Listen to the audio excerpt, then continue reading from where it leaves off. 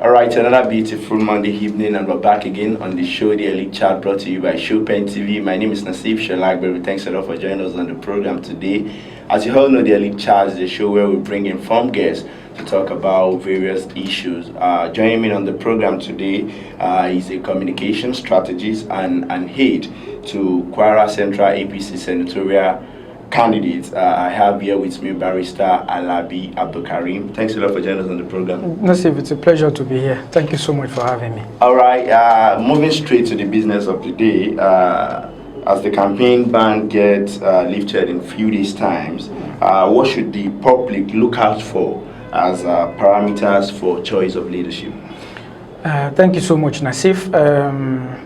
It's a very decisive. It's going to be a very decisive election for the country and the people of the country. So it is very important for us to start talking about the parameters people should look out for as the campaign gets underway in some few days' time. To me, I will talk first about pedigree. I will talk first about pedigree. Pedigree is everything to the individual. It is possible for you to be outspoken. It's possible for you to be rich. It's possible also for you to be popular. But if you do not have the right pedigree, if you do not have the right antecedent with the people, it should be very, very hard for you to get to power. The people should, whoever it is that the people should stick their neck for as a candidate for any position whatsoever, it should be people that people know, candidates that people know. They know their background. They know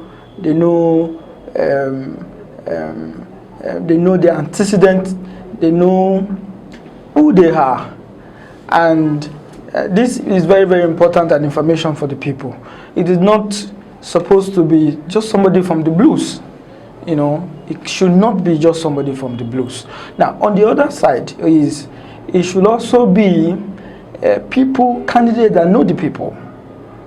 You know, you get. Yeah. It should be candidates that know the people, candidates that know where the shoe pinches the people, candidates that can say for his or her own circle of influence, for his or our own constituency where he or she is going to be representing, if it is the state, if it is even from at any level, the candidate should know the people, should understand their yearnings, should understand their needs and their challenges, and should also have a very in-depth understanding of what are the things to be done to develop the particular constituency, to develop the people, to enhance the people's human capital development, and what have you. So those two things are very, very important. The pedigree and the knowledge of the constituency. Very important for me. Okay, let's talk about your boss aspiration. The campaign is starting in a few days' time. What should the people of Kwara Central expect from Madam Sali Mustafa as the campaign begins? Okay, straight up, people should expect nothing but the vintage Malam Sali Mustafa. What do I mean by that? Number one, people know Malam Sali Mustafa as a gentleman politician. They should expect that. They should expect nothing less from all of the things he will be doing during the campaigns. It is not just now. It's not just about him. It won't be just about him. It will be about all of us who are going to be on his entourage, who are going to be managing his campaigns at all levels. Because this is a person that we have known for forever. We know his style. We know he's non-violent. We know he's one politician that understands the people. Is one politician that people in turn understand very well. You know, they know what he will do at every point in time. They know what he will not do at every point in time. They know that you would not see any form of blackmail. You will not descend into so low to blackmailing his opponents, just as he has always done. Take for example, very recently when his his opponent, Malam Bolaji Abdullahi, had his birthday recently. He felicitated with him on his birthday. That's the kind of spirit that people should expect as the campaign gets underway. Now, this is very important during campaign, for some other politicians, and we are beginning to see it, even before the campaign begins. What they resort to is blackmail. For some of them, they resort to violence. For others, they go so desperate as to wanting to look at cheap technicalities instead of testing their popularity with the people. They will look at cheap technical means to get their opponent out of the way. You get. We have seen instances where instead of politicians testing their popularity at the polls, they rather go to INEC or they rather go to court. They rather go to court and say, "Oh, this candidate instead of Saliu Mustafa, instead of SAL, it is SHA." You get something as negligible as that, something as unnecessary as that.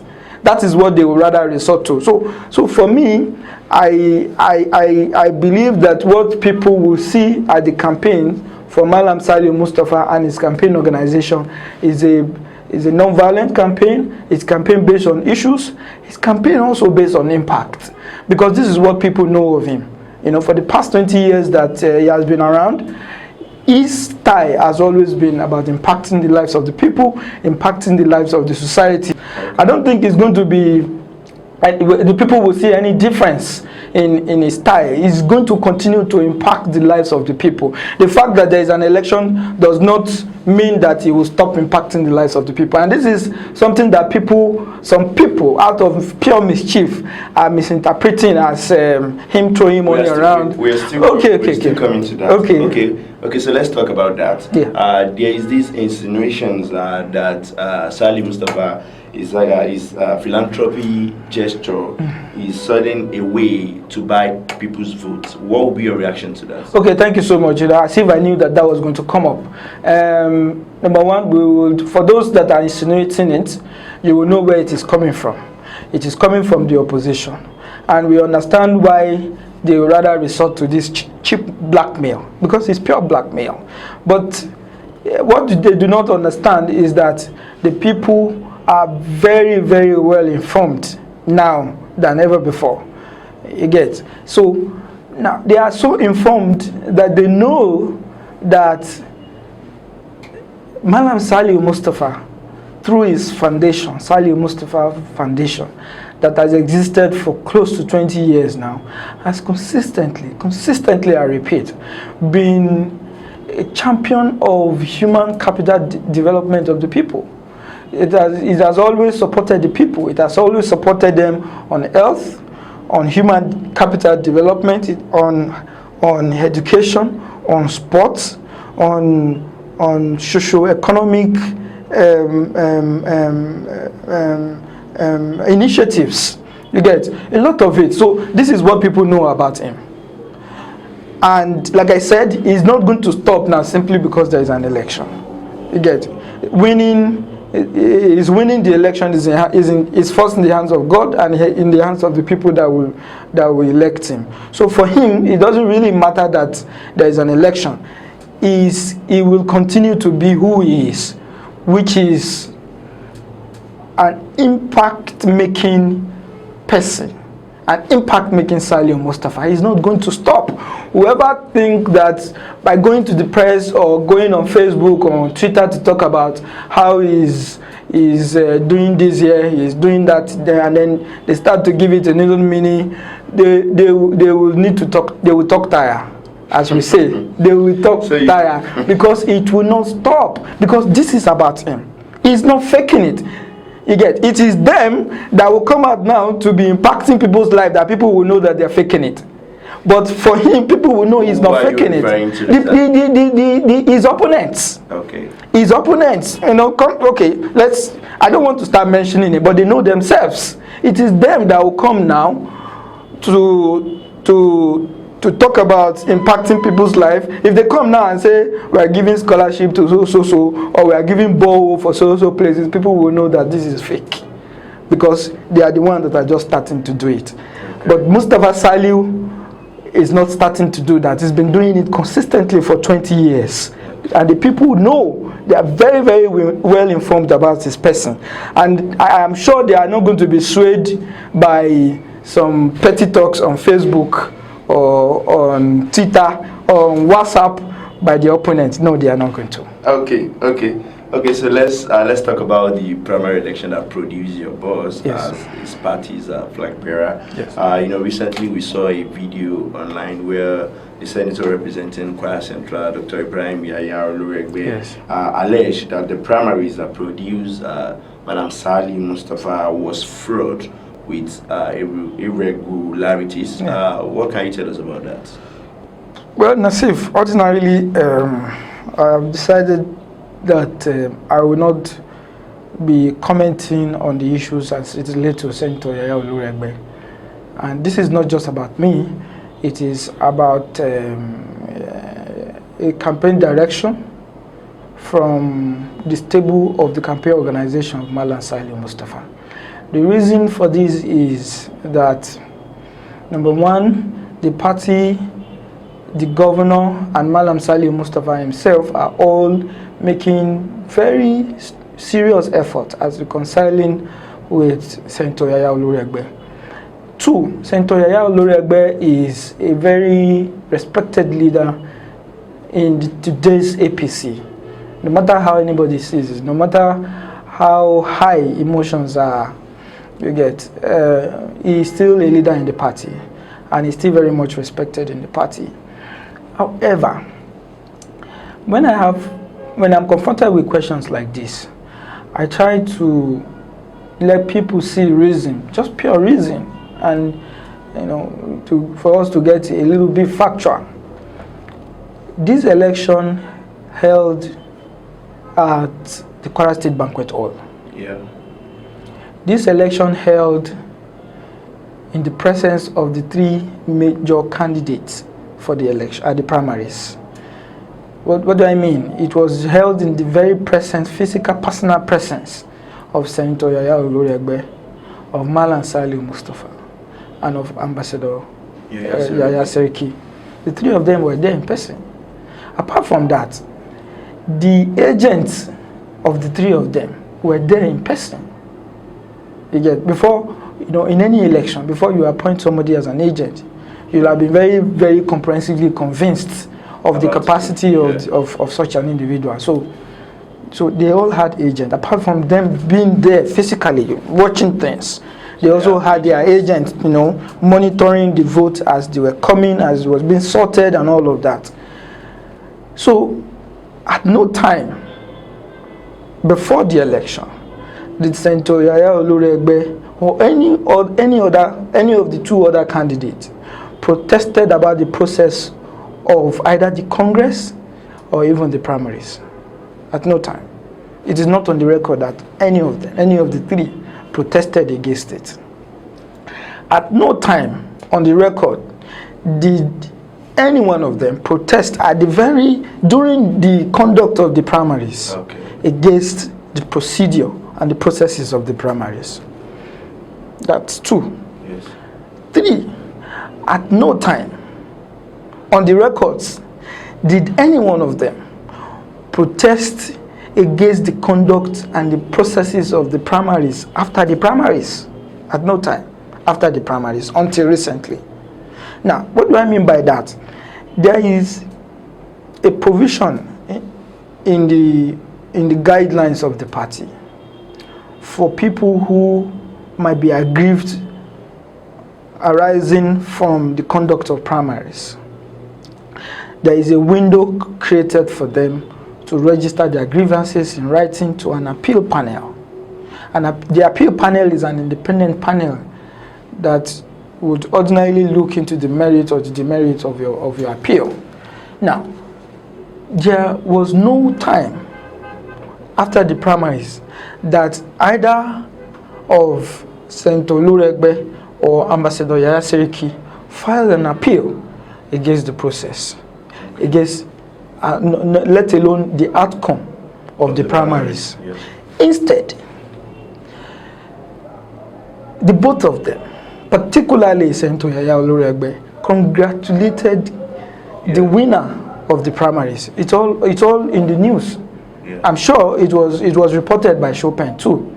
He not only congratulated the winner, that's Malam Sali Mustafa, he also appreciated the governor, Malam Abdurrahman Abdulrazak, for providing leadership throughout the process of the primaries. Okay. You get?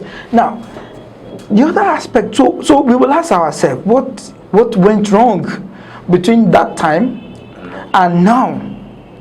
We really need to ask ourselves that question. And I'm very interested in knowing exactly what went wrong. It could be politics. It could be something else that you and I do not know. Yes. You get? But, as we dig deep and deep into some of these things, it is possible for us inadvertently to be derailing the reconciliation efforts of the party. That's why I'm a little skeptical whenever issues like this come up. You get? Now, apart from that, on the morals of it, when you look at the outcome of the primaries, you will see that, of course, the winner was Malam Sali Mustafa. Then the first runner-up was Ambassador Yaya Seriki, who has 77 votes. You get? Senator Yaya Oloregbe had 15 or thereabout votes. Yeah. Now, if you look at it very well, you will see, even from the outcome, you will see democracy at work. Okay. You get? You will see democracy at work. Because the first runner-up had 77. The winner had 136 or 139, I can't remember now. The first runner-up had 77. So it will mean that people express their choices in the ballots. So what you get now is because you will, delegates that it was the decision of the delegate. Okay. The delegate, the person that was able to play his cards right, won the election. Simple. And that's about democracy. That's about election. Nothing more, nothing less. Okay. There had to be a winner and a loser.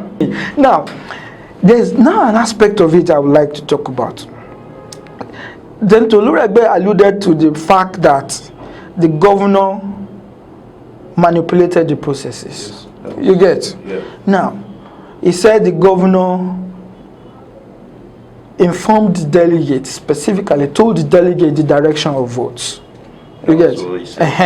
Now, the question I ask myself is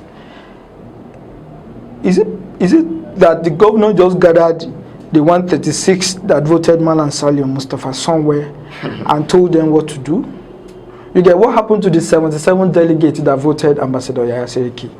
Were they not part of that meeting? Or did they go against the governor's wish? What about the 15 that voted Senator Yaya Oloregbe? Were they for some reason not part of the meeting where the governor told the delegate what to do? Okay. Even if it was not the governor talking directly, assuming it was through his representatives, how come there was a first runner? There was one person on that ballot that came out with 77 votes. 77 votes. It was not no beans. Okay. No, so it's about politicians playing their cards. Okay. And somebody played it better than the rest. As simple as that. So recently we've been seeing a lot of defection from the ruling or progressive Congress. So do you think the APC still has the chances to retain its power in Kwara? Straight up, yes. Why? There's no doubt in that. I think that the party in the state has a candidate in the governor, a good candidate in the governor, that the opposition party does not. Let me tell you how. I think for the first time in the history of this state, okay, we have a governor that has practically demystified governance. That's very instructive for me. You know, I may decide not to talk about how is constructing garment factory, how is how he's paying salaries. You get the number of roads that have been constructed, the number of schools that have been. I don't want to even talk about that. I want to talk about the little things that matter, that people really do not pay a lot of attention to. They matter to me because they are good parameters for me in measuring governance. Okay. Number one is that Governor Abdulrahman Abrazak has successfully demystified governance here in Kwara. And you know by his kind of person, by his personality, there's this no arrogant horror around him when you see him. He goes to places almost without any security heads. The people are able to relate with him very freely, very closely. Okay, tell me in the history of this state, so when have we had such an experience before? It matters in the life of the people. We have had an experience here in the history of the state where the convoy of the governor has killed a citizen of this state before in history. I don't want to start mentioning him, but come to think of it, so that is one. You mean the other one? We earn him votes. It's very important. It's a measure. The other one is more than ever before. This government has given the youth, the people of our generation, ample opportunities to be part of governance. You get, for anybody who knows the demography that is in vogue now, that has the right network now, that has the right knowledge now for the 21st century political governance, are people within our demography. And the governor has given them the opportunity to be part of this government more than anybody else. Okay. You get, look at Kowi Olododo, for example. Look at the brilliant thing he's doing in Kwasip. Yeah. Now, apart from that, look at the opportunities the governor has given women of the women gender, the female gender. Yeah. You get, I don't think anybody ever in the history of this state has rivaled that records. You get, I've told you now that I don't necessarily because I don't talk for the government really. You get, I'm also going to be talking as a private individual like you. Yeah. You get, when the CPS come here and then you will start to reel out the fact, some of those ones that are within my knowledge, the roads that are being constructed, the schools that are being almost on a daily basis, the hospitals that are being constructed, and all of it. They will come and talk about that. But for me, I'd rather talk about the very little things that matter in the life of our people.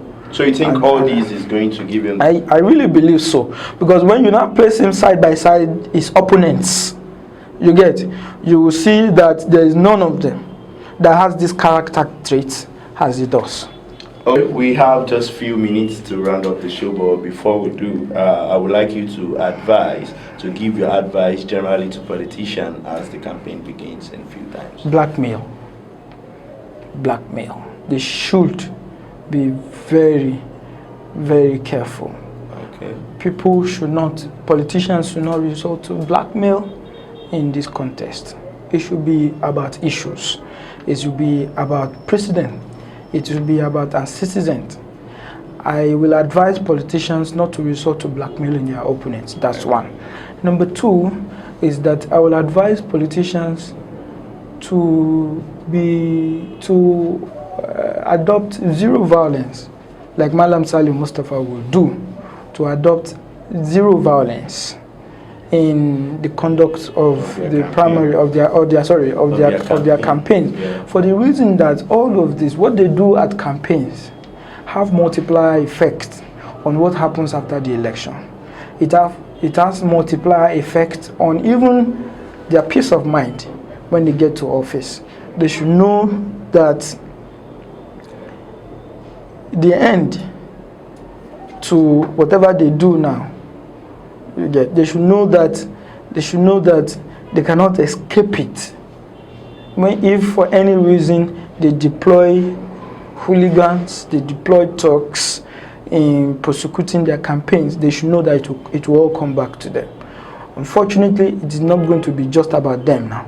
It will also affect you and I. It will affect the groundnut sellers on the street. It will affect the taxi drivers on the road, because it will mean that we may not be able to sleep with our two eyes closed as a result of some of the bad behaviors that politicians engage in during campaign. So for me, my little advice is that they should all take a cue from my principal, Malan Salim Mustafa, in preaching non-violence, in preaching zero blackmail.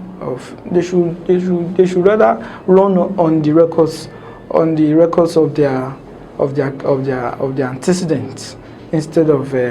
Number two is that we all should know that we have had enough of people coming to sweet talk us into voting for them. It is not about it will no longer, for people, it will no longer be about sweet talking your way into the election. People are going to be very ready this time to probe your person, to probe your past. You get? So if you think you will come now and sweet talk, maybe you are the one that can speak big English, you think that's enough to get you into office, you will be very wrong. Thank you.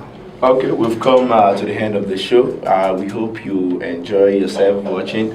We've been speaking with an head of Kwara Central APC senatorial candidate, Barrister Alabi Abdulkareem.